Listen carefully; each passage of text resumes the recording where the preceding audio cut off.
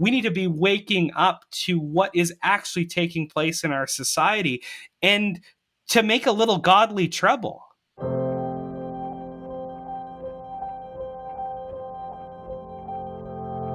Hi folks, and welcome to Humans of the Pro-Life Movement, an initiative of the Pro-Life Guys podcast where we feature the incredible men and women from across the country and around the world who are making sacrifices of their time, their energy, their finances to bring about an end to abortion, whether in Canada or around the world. We are changing minds, saving lives, and transforming the culture.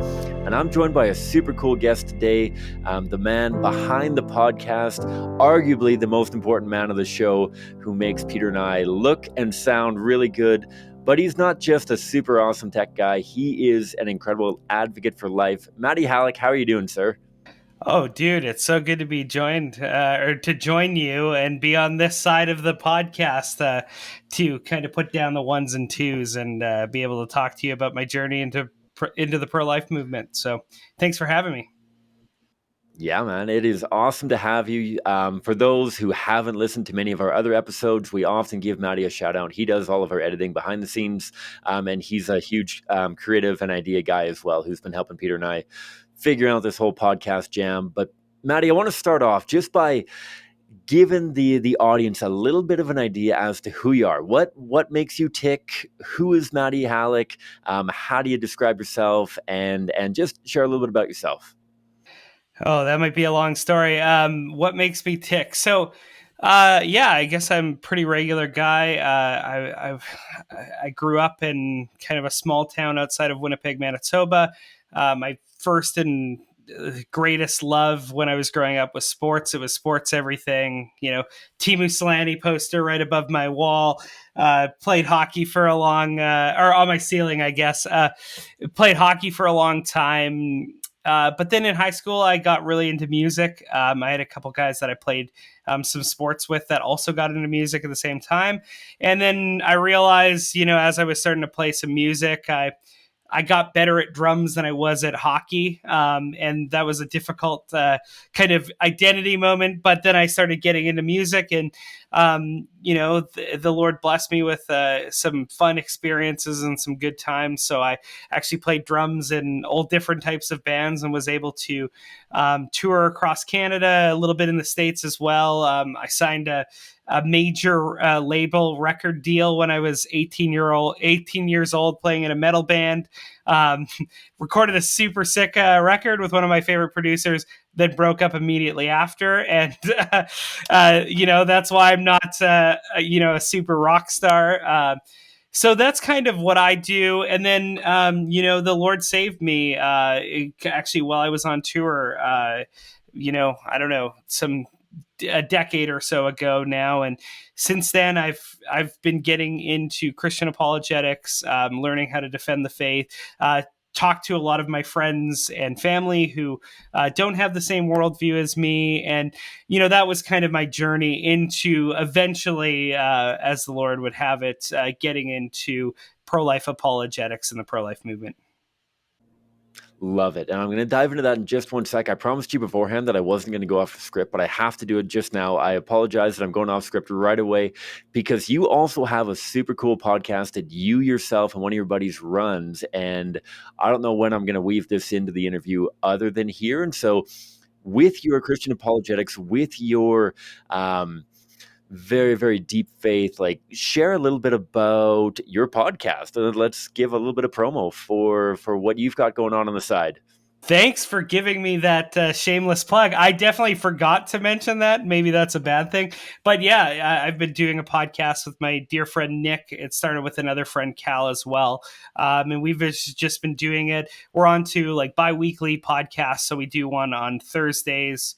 Wednesdays? It's Wednesdays. It used to be Thursdays. On Wednesdays and Saturdays as well. And we just basically our Wednesday podcast, it's kind of going through cultural apologetics or systematic theology or looking at creeds and confessions and kind of doing apologetics and stuff like that. And then our Saturday episode, it's called Scripture Saturdays. We just walk verse by verse through the Bible to kind of take out of the Bible the principles that are therein and really try. And our motto is look at the world through gospel glasses. So we try and apply those principles to our daily lives. And certainly it's through scripture and applying those principles that, I think being a part of the pro-life movement is something that is necessary for Christians to engage in.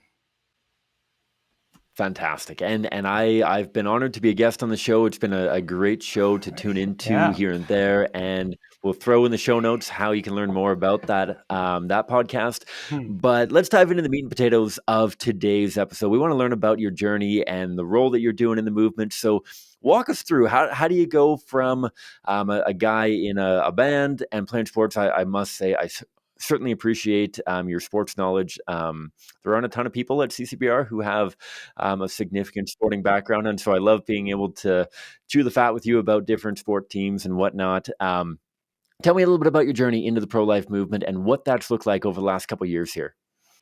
Yeah, so that's a good question. It was kind of a dramatic moment for me, as I'm sure it is with most people. But so, like I said, I got saved. Abortion wasn't on my radar, not something that I thought about. But then I was listening to Ministry Apologia, and they put me on to a documentary that our good friend from Florida, John Barros, is centered in. That's when I was first put on to him, and since then I've been able to become friends with John and Tony Miano, who's also featured in that as well. But a moment in that video really changed my life forever, and certainly that documentary "Babies Are Murdered Here" put abortion on my radar. And there's a moment in it where Dr. R.C. Sproul Jr. is describing surgical abortion vividly, and I just remember sitting there listening to it and just trying to absorb his words and just being totally overcome, sitting on my couch bawling by myself at home, just really distraught. And then the first thing that kind of popped into my mind is, geez, this can't be real. Like, certainly this stuff isn't happening in our society, because if it were, that is just totally unbelievably unjust. And I've always kind of been somebody who, I've worked with people with physical and mental disabilities. I've always really been an advocate for vulnerable, weaker people in our society to come alongside them and care for them and give them the help that they need. And I just thought of me like, this is the biggest victim. This is the most innocent victim that we could possibly do this horrible act to. And sure enough, I stopped the video, did some research, and it wasn't hyperbole. It wasn't it wasn't made up. It's true. These things actually take place in our culture. And then in looking at that, I finally came face to face with the actually visible evidence of what abortion does to the preborn, and that gruesome imagery that Dr. R.C. Sproul did such a good job at depicting in his words, really took on flesh and bone in that picture that I was able to see. And then so many people have said through their journey, my life was changed from that point out. And to add on to that, so we were doing a Bible study out of my house, and then we were kind of going out with that group that night and to like a fancy dinner to hang out and everything. And I'm pretty sure I ruined the entire dinner, because from that point out, the whole night, all I talked about is like, did you know that this is what happens in abortion, and this is I became a crazy zealot. But then it was something that I knew that we must deal with and we must talk about on the podcast. And as God would have it, I actually, through meeting John, he put me on to CCBR, and then I got connected up with Kyle in Manitoba, then connected up with you in Calgary, and through the Lord's providence, I've been able to come on staff with CCBR. Boom, and we thank God for that. I mean, you've been a huge component of our Manitoba team. You have been doing a ton of work with the volunteers there. You've been working with the podcast. You've been doing a lot of really good creative stuff with us. And so you've been part of the CCBR team for the last, I want to say 2.5, 3 years sort of thing. I feel like 2020 entirely disappeared for me. So I It don't know was if that's true. gone. Maybe Yeah, more, the year more that than a never year, less than a was. year. Yeah, totally. Exactly. So I still remember the first time that you came out here to Calgary for our crash course and a little bit of time to work with me on CCPR and what we're all about and onboard you onto staff. Since that time, since you've been working full time in the movement, or I guess working part time through your studies as well, I suppose, I'm sure you've got a whole bunch of really different memories, probably very different from your time working in your other jobs and in the band and all that sort of thing. I'm curious, is there a memory or two that stands out, an experience that you often think of, and whether it's thinking of with a smile on your face or a grimace on your face or whatever it may be, over these last couple of years of very active pro-life engagement? Is there a time or a memory that really stands out to you? Yeah, and couldn't you share that with us?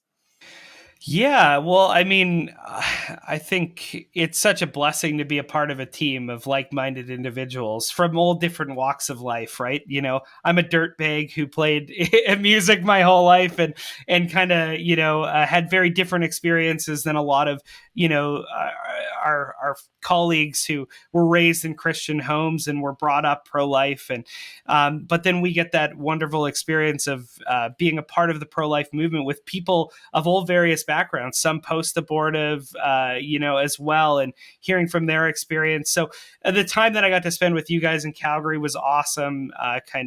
That was, my immersion, my baptism into the pro-life movement, and that was really great and informative, and that's kind of been a jumping off point for me. And I don't have a great memory of being able to remember word for word conversations and stuff. But since then, I've been able to talk to so many different people about abortion from all walks of life. And really to just be able to, in an issue where there's more heat than there's light a lot of the times, to be able to talk to our friends and neighbors across Canada and to really appeal to their hearts and minds on the issue of abortion and try and get away from a lot of the crazy rhetoric and get down to the nitty gritty of what abortion is and what does it do to the preborn, and being able to minister to people who are hurting and broken through that ministry is always what stands out to me. I mean, I've been very blessed, in the last little while. Like, we get to see minds changed all the time, and each and every time we get to see that happen, it's a huge blessing to find common ground, to be able to bring people along and show them how abortion is a human rights violation, and even in those most difficult circumstances, because it in and of itself inherently is a moral evil, it's never an appropriate solution to those issues. And to be able to see those lights click for people, to be able to bring them along and help them understand that the victims of abortion are in a way the perfect victims, to put it kind of gruesomely, but because they are voiceless and they can't fight back for themselves, and to see the lights flick on when they're like, hey, we've done this in the past and it hasn't worked out well, and to see them put those things together, it always stands out for me. And it's always great to be able to have those conversations. And then there's times specifically where you and I know most of what we do is kind of head apologetics. We kind of make a distinction between heart and head apologetics. But those a few times where you really get to minister to hurting, broken people. I remember one time we were at the U of W here, just 2-minute walk from where my house is. the U of W's radical left, it's they do their best to just be rabidly pro-abortion, and whenever we go out there, it's quite the scene. And we went out there one time, and I had the double wide sign, and I was having people spit at me, and it was generally a contentious day. And then we had some counter protesters come alongside too and try to like block our signs and everything. And then in the Lord's providence, I was able to have a conversation with a young man named Noah, and we were having a great conversation, bringing him along through the apologetic. And then one of the counter protesters came up to me to kind of try and interfere in that conversation to kind of derail it. But by God's grace, I was able to keep on focus. And then in talking about abortion, I could really see that she was really emotional. She was very upset. She started crying. And in that moment, I was able to switch into you just ministering to her, to coming alongside her and talking about her experience and everything. And so much so that she was then able to, at the end of the conversation, though she didn't change her mind 100%, she thanked us for coming out and thanked me for having a conversation with her. So though we did make her fully pro-life, those are the experiences that you get to have when you come out, is to see somebody who is totally adversarial to you, but then through building common ground with them, you're able to show them how abortion's morally unacceptable. It's a moral evil. But then you also get those moments to preach the gospel, to minister to broken people where they're at. And that's why it's such a great opportunity and something that all Christians should be a part of, because it really does open doors to ministering to hurting people. Yeah, and I love the way that you frame that, Matty, of how this really opens the door for so much other conversation. We talked to so many people about how and if and when and all that kind of stuff as to merging the pro-life conversation with the gospel message. And I think that you hit the nail right on the head with the hammer, I should say, in that one often flows into the other. It's not a matter of one and then the other or whatever. They're intimately tied together, and then often they merge from one into the other. I think that's such a beautiful way to put it. And yeah, I go for it. What? Oh yeah, more on that. Well, Give me more on that. So I also think we got to be careful in what we're talking about as well, because I think a lot of times the church has kind of truncated the gospel. We've made it really, really tiny, and we've made it about personal piety, right? It's just about my personal salvation, but the gospel is a total worldview that totally changes everything. And if we boil the gospel down to, as you can, to the person and work of Christ, well, Christ's work is far bigger than just saving individuals. Praise God, he saves individuals that are wrecks like you and I, Cam. But the scope of his work is far beyond just individual salvation. He's the scope of the fall, which is the fall of the cosmos, is the scope of his redemption and salvation. And we as Christians have direct marching orders from our God to hold back those who are being led to the slaughter.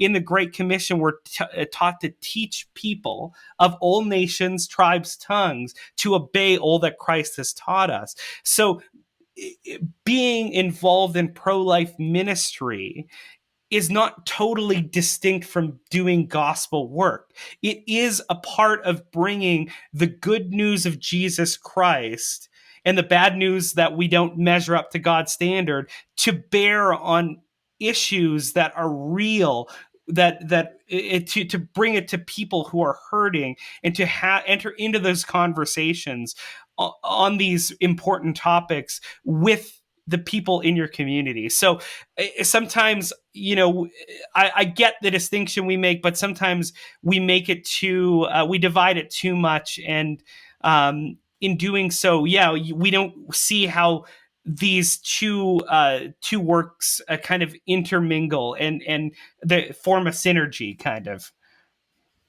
Absolutely. Absolutely. And I think that that's a perfect note to transition towards this final call to action. It's something that you and I and Peter and Attila and the rest of the team with this podcast and the whole group at CCBR, we've talked about how one of our goals is to mobilize Christians, mobilize people who hold the pro-life worldview and who know they have this calling to engage their peers, their friends, their family members, random members of their community. What kind of call to action would you give to somebody who might either listen to this episode or share it towards somebody who is thinking about getting involved, or maybe they've never really thought about getting involved in the pro-life movement? What words of encouragement or challenge would you offer them to take that next step, to get more actively involved in the pro-life movement and start trying to work together with the movement and, by God's grace, to change minds, save lives, and transform this culture? Yeah, well, I mean, primarily, if we're Christian, I've already said it, we're called to do it. It's a command that God gives us, it's a non negotiable. Proverbs 24 says it brilliantly. If you faint in the day of adversity, your strength is small. Rescue those who are being taken away to death. Hold back those who are stumbling to the slaughter. If you say, behold, we did not know this, does not he who weighs the heart perceive it? Does not he who keeps watch over your soul know it? And will he not repay man according to his work? Not only is it a command, but God says, yeah, all those excuses, no, those aren't going to fly. It's a command with an exclamation mark.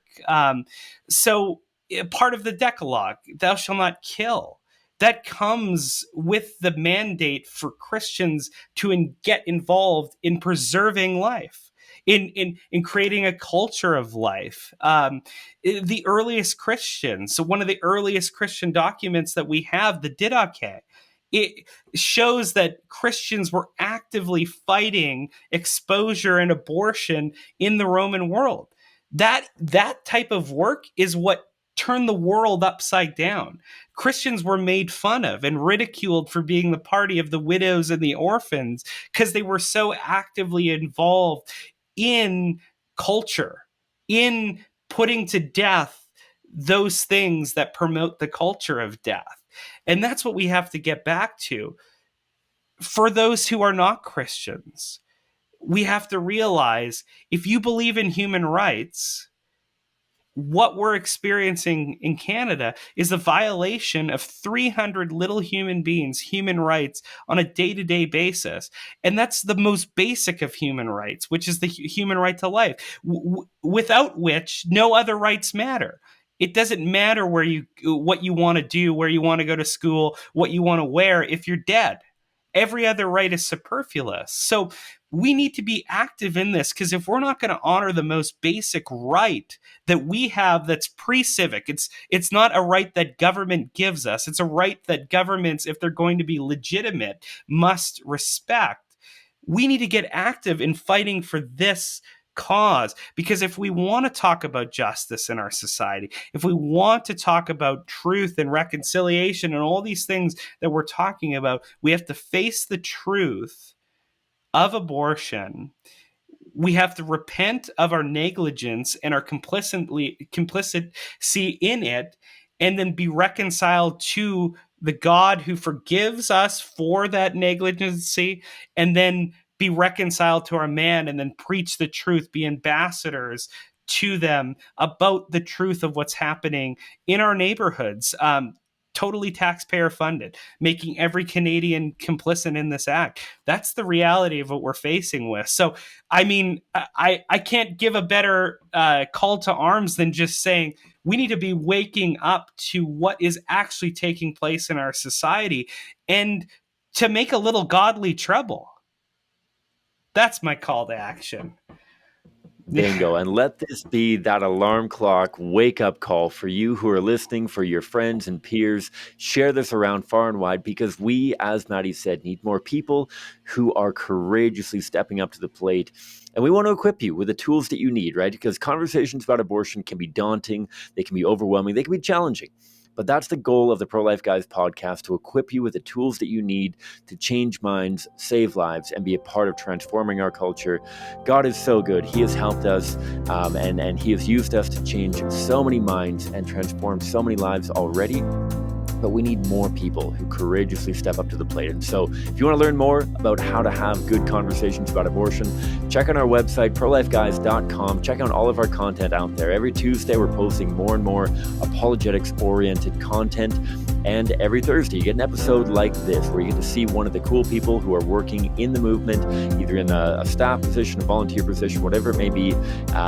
Meet the people of Canada and the global pro-life movement, and check out our monthly episodes of The Pulse, where we try to highlight all of the important and interesting abortion-related news spoken to from a pro-life perspective. If you want to learn more, check out the website, as I mentioned, prolifeguys.com. Find us on your favorite podcast catcher or on YouTube. Thanks so much, Matty, for joining us, and I hope each and every one of you tuning in has a wonderful rest of your day. Thank you, and God bless you all.